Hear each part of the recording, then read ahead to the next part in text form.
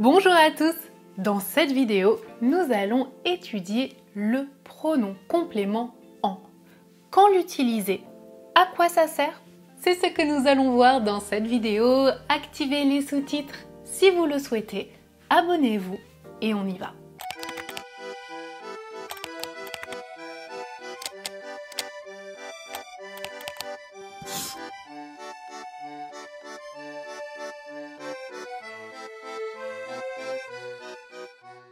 Bienvenue dans cette nouvelle vidéo de Madame à Paname. Aujourd'hui, nous allons étudier le pronom complément en. Sachez qu'on étudie souvent i et en ensemble parce qu'ils ont une fonction qui est très proche. N'hésitez pas à regarder la vidéo sur le pronom i, je vous l'affiche par ici. L'objectif de en et de remplacer un élément de la phrase pour éviter une répétition. On utilise en dans deux cas. Premièrement, pour remplacer une quantité déterminée ou indéterminée, les deux. Exemple, si je dis « Vous avez des enfants ?» Oui, j'ai 3 enfants.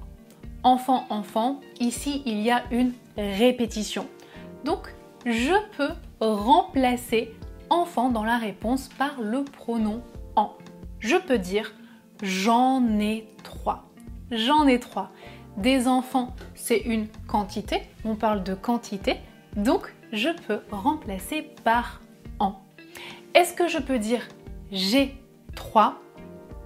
Alors, avec le contexte, je comprends, bien sûr. Mais grammaticalement, ce n'est pas correct en français. Vous êtes obligé, dans ce contexte, d'utiliser le pronom en. Autre exemple, si je dis « Il y a combien de personnes dans ce restaurant ?» Combien de personnes? Les personnes, c'est une quantité, je peux compter. Donc, je peux répondre « Il y en a 50 ». Avec une quantité indéterminée, je peux dire par exemple « Tu bois du vin ?» et je réponds « Oui, mais je n'en bois pas souvent ». Pour vous aider, les quantités indéterminées sont souvent introduites par du, de la, des. Exemple, tu veux du café? Oui, j'en veux. Il y a des tomates? Oui, il y en a. Vous voulez de la soupe? Oui, j'en veux. Pour les quantités déterminées, elles sont souvent introduites par une, un, des. Exemple, vous avez des enfants? Non, je n'en ai pas. Attention à la forme affirmative. Quand il y a un ou une, je dois le répéter. Oui. Par exemple, tu as un vélo? Oui, j'en ai un. Je suis obligée de répéter ce « un » à la fin. Autre exemple, tu as une voiture? Oui, j'en ai une. Le « une » à la fin est obligatoire. Donc attention à ça. Ensuite, deuxième cas, en est utilisé pour remplacer un objet, de façon générale, qui est précédé par un verbe plus de. Par exemple, si je dis « Je rêve de partir en vacances ». Rêver de, je peux remplacer vacances par en. Je rêve de partir en vacances. Ah, moi aussi, j'en rêve. Donc ça fonctionne pour tous les verbes plus de. Si vous avez regardé la vidéo sur l'utilisation du pronom i, je vous dis que i peut remplacer un lieu. Exemple, je vais à Paris, je peux dire j'y vais.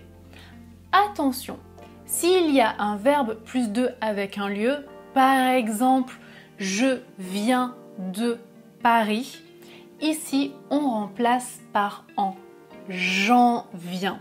Donc, s'il y a un verbe plus de, même s'il y a un lieu, on remplace dans tous les cas par en. Attention, en ne peut pas remplacer une personne. Par exemple, si je dis « il parle de son projet », verbe plus de, je peux dire il en parle souvent. Mais si je dis il parle de son frère, je ne peux pas remplacer par en parce que son frère c'est une personne.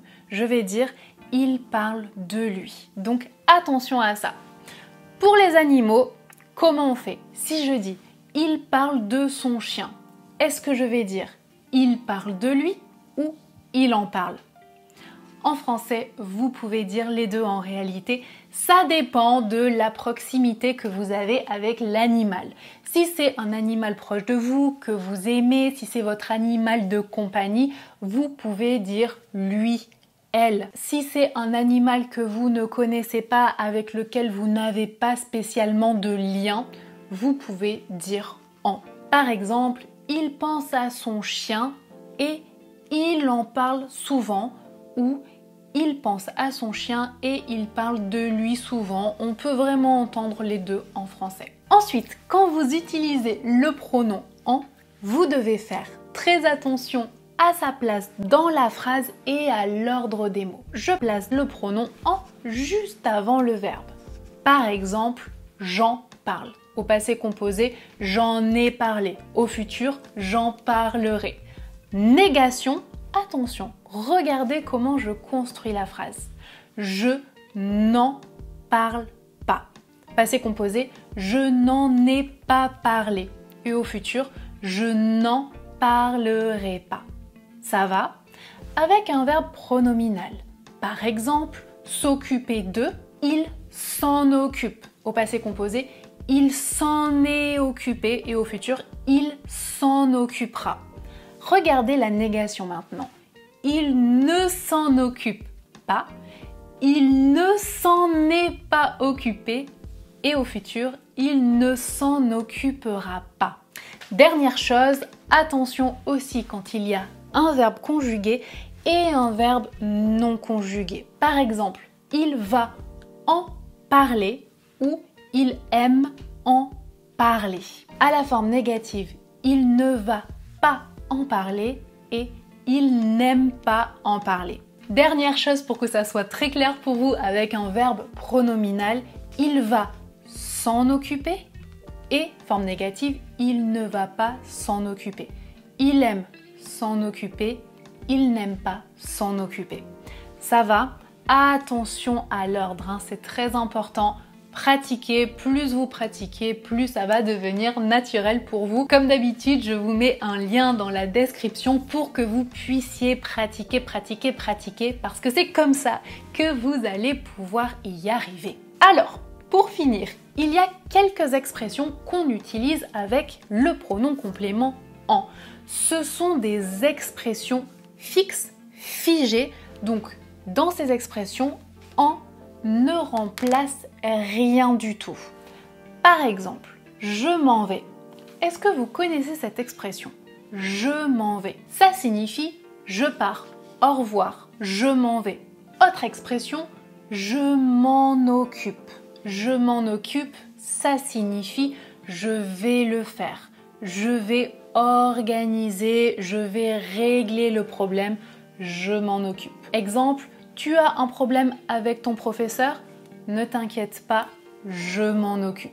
Ici, le en ne remplace rien du tout. C'est vraiment une expression, hein, je répète. La dernière, une expression qui est très utilisée, j'en ai marre. J'en ai marre, ça veut dire je suis fatiguée. C'est assez familier, j'en ai marre, on l'utilise surtout à l'oral, mais on l'utilise très souvent.